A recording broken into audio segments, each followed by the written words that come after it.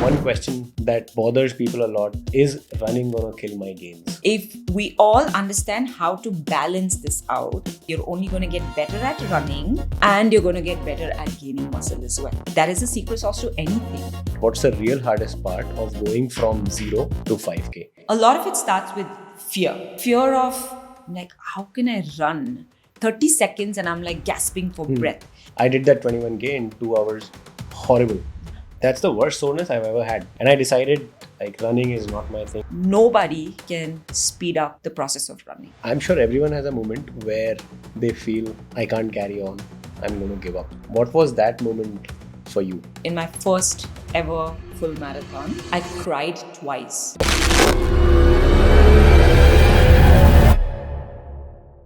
I think in the last many years, you haven't run actively. Yeah.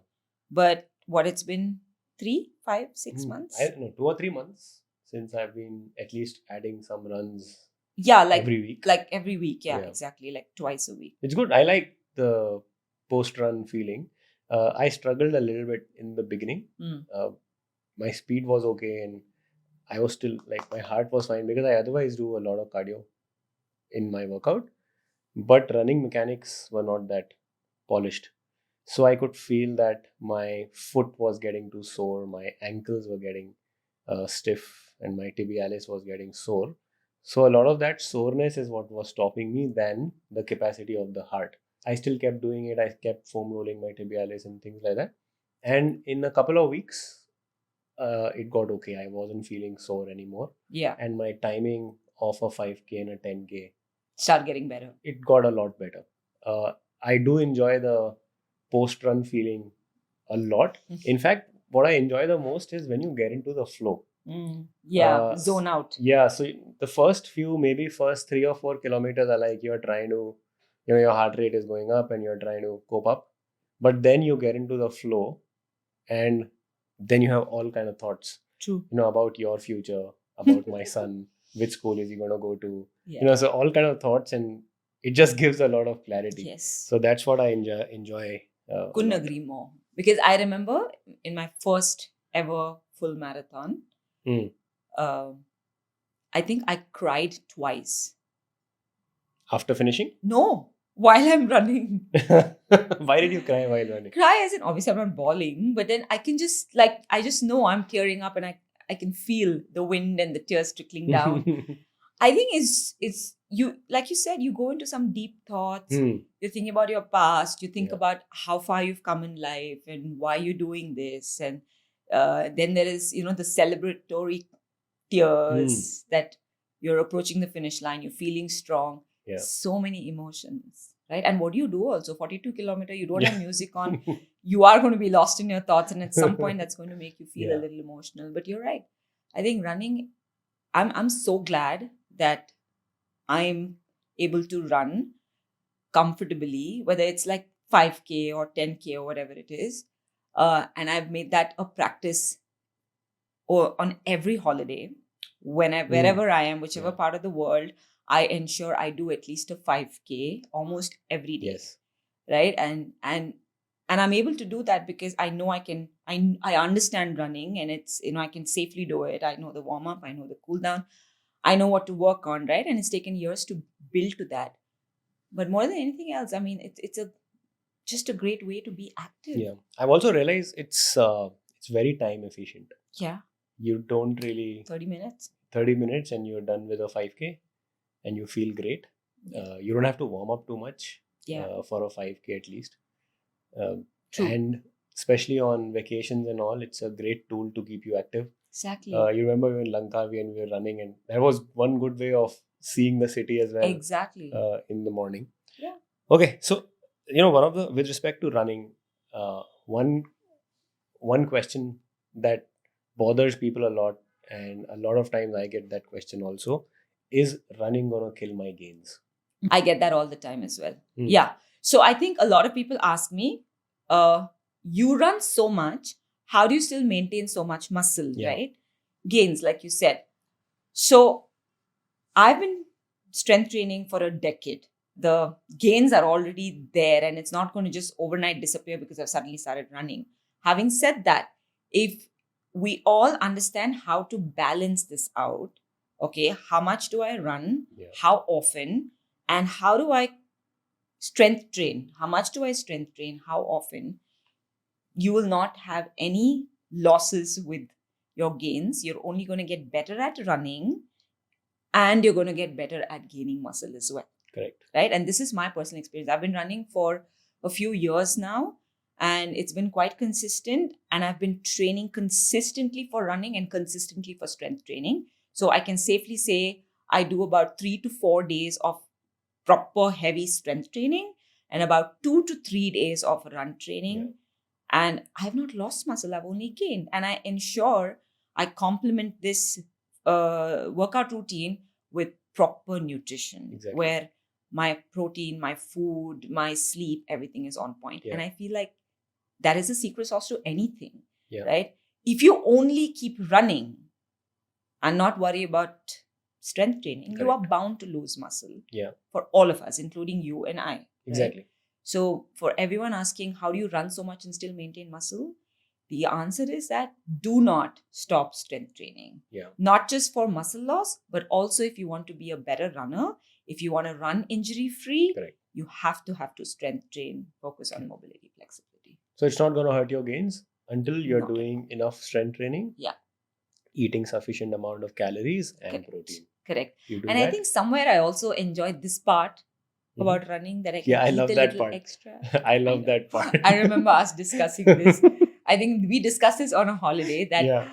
the part of running that allows you to eat a little more is Little as in probably one the most joyful. one extra bowl of rice in the end. I love that.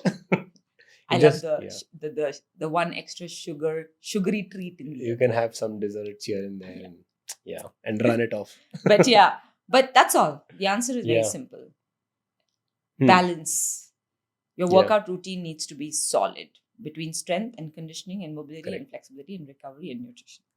Awesome. So let's. I think through this episode, Yeah. let's just help people who are currently very sedentary, who can't obviously run a 5K. They probably cannot even run for a minute unbroken. Correct. My first question to you is, what's the hardest part? What's the real hardest part of going from 0 to 5K? And is that running? Is running the hardest part, or is it something else? So based on my experience of talking to so many people, getting so many people to do their first 5K, I don't think it is running at all. A lot of it starts with fear, right? Like how can I run?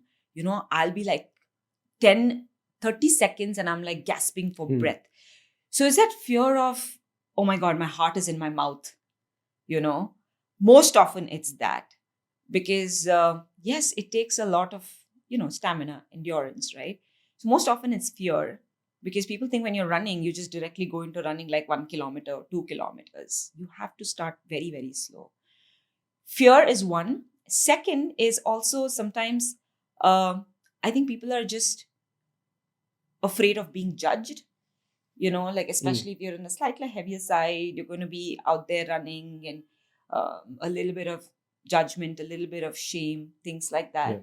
But most often, whenever I've spoken to people, it's always about fear of like, can I do this? How do I do this? Yeah. It's most often that. I don't know if you have any other experiences of what people find hard. Yeah, Right. I think it's majorly the mindset. Yeah. But you know what? Also, for some people I've noticed, if they also think that running is, it's easy. It's like how I walk. I just have to move a little faster. So sometimes when they do a little too much too soon, there is a setback because your body is not ready for this new thing Correct. that you're starting, Yes. right? And then you'll have a lot of soreness. Okay, some knee, some shin, some ankle, something, Yeah. calf. And then you're like, this is not for me.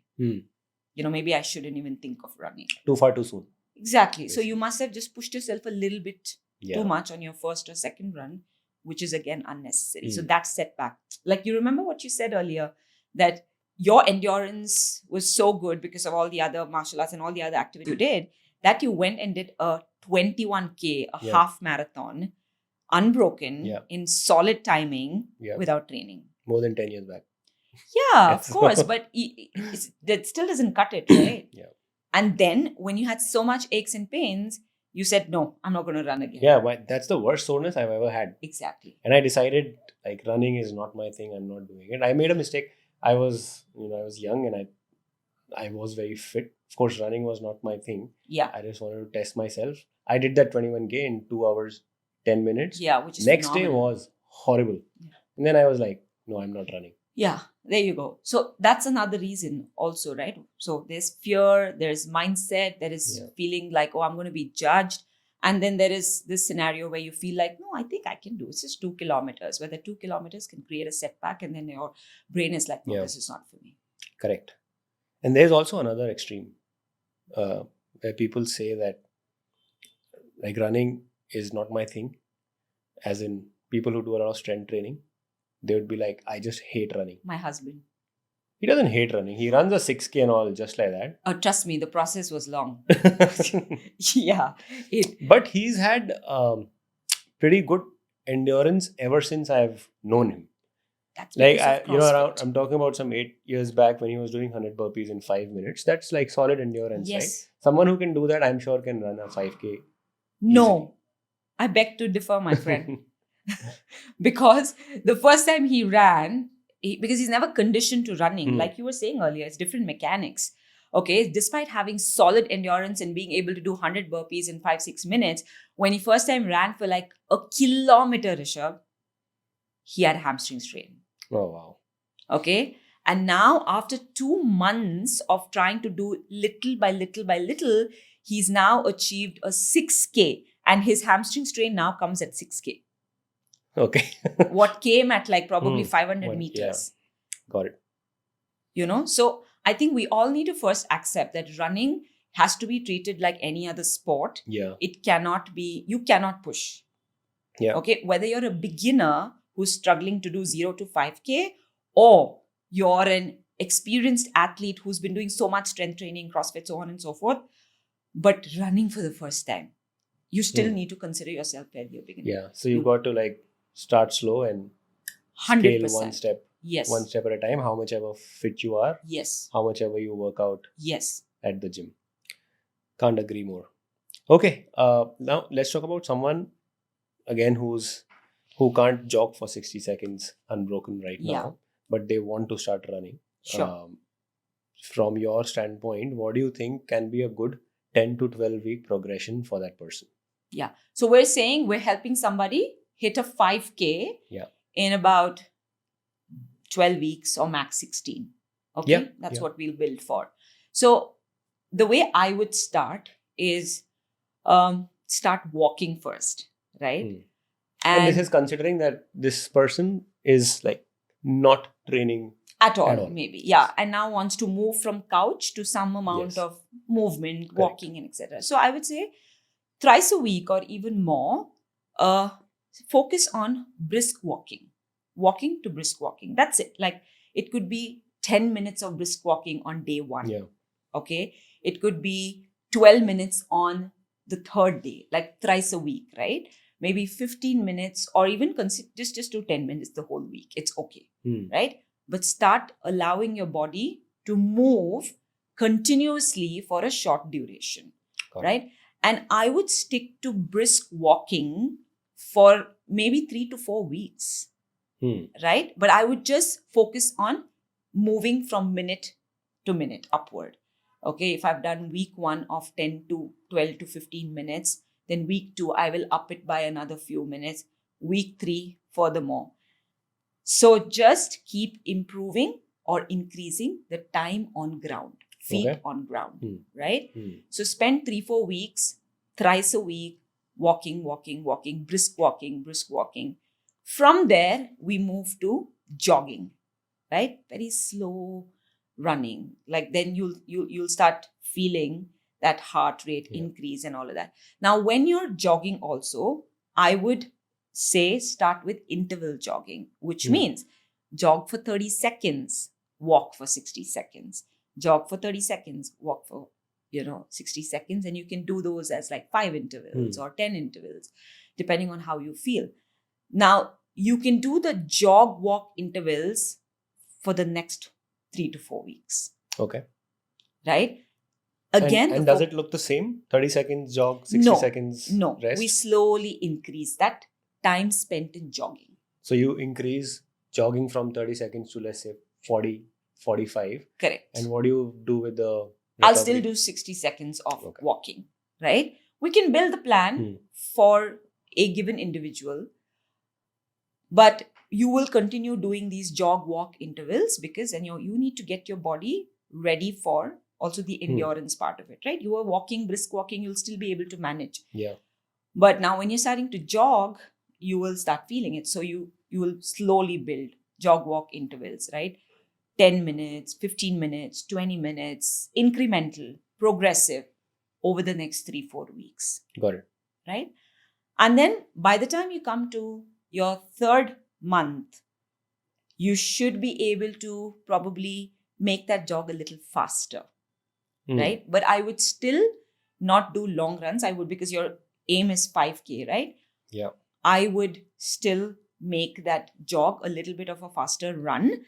This time, I will do a run for 30 seconds and again walk for 60. Not jog, but I will run. You're gonna run. I will increase my speed, right? And the same thing, run after run, we can slowly increase the time spent running. Yeah. And do you also increase the number of sets? Number of sets, yeah. exactly. So you increase the intensity and you also increase the volume week over week. Yeah. So the reason why we're saying it this way, I'm saying it this way is, even a couch to 5K can look different for different individuals, right? The training. What I mean is that based on each one's lifestyle, sleep patterns, nutrition, what else they do otherwise, it can differ a little bit. Yeah. Right? Like, let's say someone maybe is slightly active where they go and play some pickleball once a week or something, maybe we'll change it a wee bit based on each individual. So the interval, the number of intervals, the time spent, how the progression is done can also differ from person to person. A super sedentary person's plan may differ a little bit from somebody who's at least otherwise active. And when do they attempt their first unbroken 5K? End of 3 months. So 12 or weeks. 12 weeks, or it can be pushed even to 14 weeks. Got it. Right? This is for someone who's super sedentary. Yeah. And can we just, of course, this is too much information and a little technical for people to absorb. Can we create a cheat sheet? Yes. With a week by week plan? Yes. And make it available in the description? Yes. Yes. I mean, so that, it's easily usable for our viewers. Correct. Okay. We can give certain, ranges for people, maybe even in a cheat sheet, based on maybe lifestyle, saying you can achieve between this to this. So your minimum can be this, maximum can be this, don't push beyond this. Okay. Yeah. But so we will do that cheat sheet. But in all this now, what also becomes essential is how you warm up and how you stretch, right? Like everything else, of course. But also we've noticed that typically when someone starts running, like even jogging sometimes, right? You start feeling it on your shin. Yeah. You start feeling it on your calf. Yeah. Your ankle starts feeling a little more stiff. Some people directly start, it starts showing up on the knee, especially if you're slightly on the heavier side. Sometimes your back also feels, because there is a lot of core engagement, right? So your back also, then your hip flexors. Yes. So I think it's very essential for everyone to also know how to kind of do your basic, simple 10-minute warm-up routine. And will you include that in the cheat sheet also? We will include that. If possible, we can also give them video links of the warm-up exercises. Isn't running a warm-up in itself? For you. Not for me. It's you don't even... for you, it can't be warm-up because you did 21K directly. And I'm saying I made a mistake. Yeah. And I know that now, but I get people at Cult all the time who just, maybe walk in a little late into a strength class. And I know you've seen that too, right? Yes. Oh, I just came running from the parking lot, so I've warmed up. But that's what people think. I know for sure that running is not warm-up, but I'd just like you to address that point. Yeah. A 5K can be a warm-up run, which my Pani sir does, for a... Pani sir is your run coach, is it? Yeah, he was my first run coach. Okay. When I was doing my postpartum, when I Yeah. wanted to come back to running, I went and joined Pani sir. I've seen him train once. He's 66, 67. He holds a 10-minute plank. Yeah, and Actually, 12. his form doesn't change at all for those. At least I saw a 10-minute plank and he didn't move an inch. Yeah, and he has a stent in his heart and still continues to do full marathons. Like, he's my ultimate inspiration. Amazing. Yeah. So he was my coach, and I think I'll always be thankful.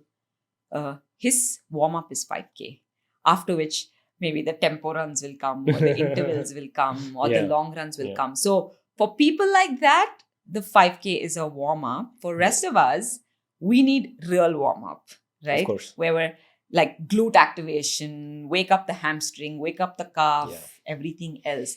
And then I also, it's my personal experience, and I think you'll also agree, foam rolling. Oh, yeah. Okay, foam roller should become your best friend either way, whether you're doing strength or running. Mandatory. Yeah. But I remember Soumya making me foam roll so much. He's the one who taught me so much about Soumya Raut, taught me so much about foam rolling and the importance of it for runners especially, right? Like, before you go to sleep, foam roll. Wake up before you start your strength training or running, foam roll. So we were carrying a foam roll and the band everywhere. We used to carry it to Kantirva to do our, now you're also training with him. And then, because I also did a little bit too much too fast, I injured, and that's how I went to Soumya Raut, right? I had IT band issue. And then he fixed me, of course, which then led me to do my full marathon, right? But nobody can speed up the process of running. Exactly. Yeah. Exactly. Not Good even point. the fit Good ones. point. And on that one, I think we need to get Soumya Raut here. He's our guy. Yeah, he's our guy. He's our guy. He's currently fixing my shoulder, and at this point I can't imagine my life without him. I'm not kidding. He's been very helpful. Yeah. I'm sure so many of us are saying this about him. Yeah, so we need to get him here. Yeah. Coming back to this, right? I think the Couch to 5K, with enough amount of warm up, enough amount of recovery, stretching, and etc., you're in a good place, right? Anything more than that, then you'll need to focus on proper strength training, a lot of unilateral training, a lot of other kind of activations. Got it. Yeah. Okay. What was your, you've done full marathon, 42.2 kilometers once in Mumbai, right? Tata Mumbai marathon. What was your timing? I did a sub 4, 3:55, I think. Yeah. And that's like beast level. Yeah. Correct? Beast level? Of course it is. No, but you don't have to be humble. No, but for someone who's doing a full marathon for the first time, it is beast level. Yeah. Yes. Okay. And I'll give all my credit to Soumya, of course, because he prepped me for it. And he prepped me in under 3 months, which is, again, apparently in a full marathon story is unheard of. Yeah. So I'll give him all the credit. Yeah. Pani sir helped me kickstart, and Soumya helped me take it to the end with an injury. So when people train like that, I'm sure everyone has a moment where they feel, I can't carry on, I'm going to give up. What was that moment for you? Honestly, I've never had that moment. Not in my first 10K, not in my 21, because I had a good partner running with me, not in my full. I was more emotional than anything else that I'm even able to do this, right? But the only time that I hit a wall of sorts was when Soumya said, I was in Dubai, I'm on a holiday with my family, but as usual, whenever I travel, I still run. But he threw this thing at me saying, tomorrow morning, you're going to go and do a 30K. I'm like, what? I said, look, I'm in a different country. I don't even know where to run. And I'm doing my first 30K. That was hard. Anyway, long story short, I found this amazing space to run closer to where I lived. It was beautiful. It was by the waterfront, flat road. The very sad part was after 20, I was questioning my life choices because I did not have water to drink. You didn't carry a water bottle? I carried, and I kept it on a park bench, which we do typically in India also at Cubbon Park and Lal Bagh and everywhere And they cleared it off. But they're so anal about cleaning up that they cleared my bottle thinking that someone's just left it there. And then when I finish around and come back, and I'm like, oh my God, where is my electrolyte and where's my water bottle? And I couldn't go back because I couldn't access the house again, and I had to like only go back after a few hours. Nothing was open. So imagine you're running and you're looking water everywhere, not a drop to drink. That was my story. And I know what it took me to finish the last 10 kilometers. Even after that, you finished 10 kilometers. I finished like 10 thirsty. and I finished in a good time. Thirsty.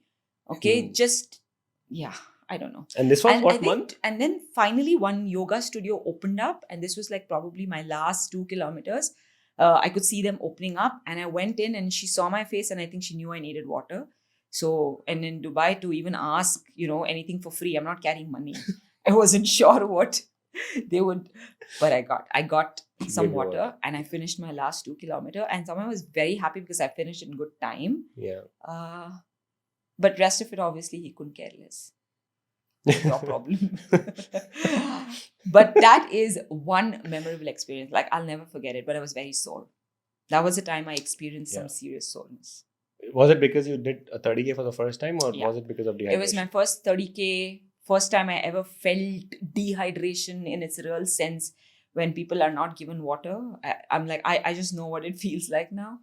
And you're in a different country. It's super hot. You don't know what the weather is going to be like, but you're out there trying to match, your coach's expectations. Yeah. Mentally, it was very challenging. And I'm just very happy that I passed. Of course you did. Yeah.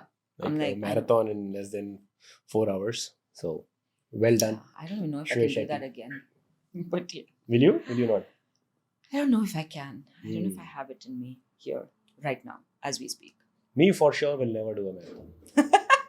I was just going to say, maybe if you want to, let's do it together. And okay, then you gave me my answer. Then I'll do. But yeah. For your friendship, I'll do a marathon. Okay. Easy. आराम से 5 घंटे में करेंगे. No. No. I know, of course.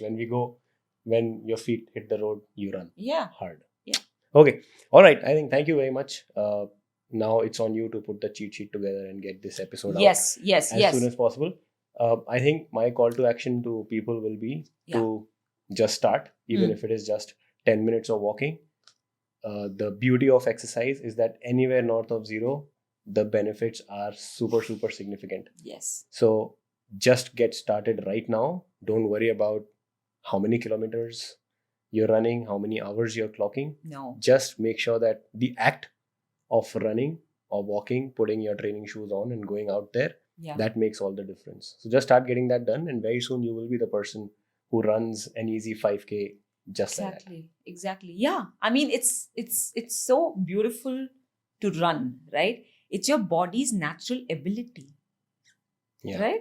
I mean, we're all built to walk and run more. So why not just allow the body to do what it is naturally capable of doing? Correct. Exercise and everything else, your strength training, all these different type of exercises that we do. Of course, it's important, comes later, but do what your body is naturally capable of first. And a great way to start is Couch to 5K. Yeah. Thank you, Rishabh. Thank you.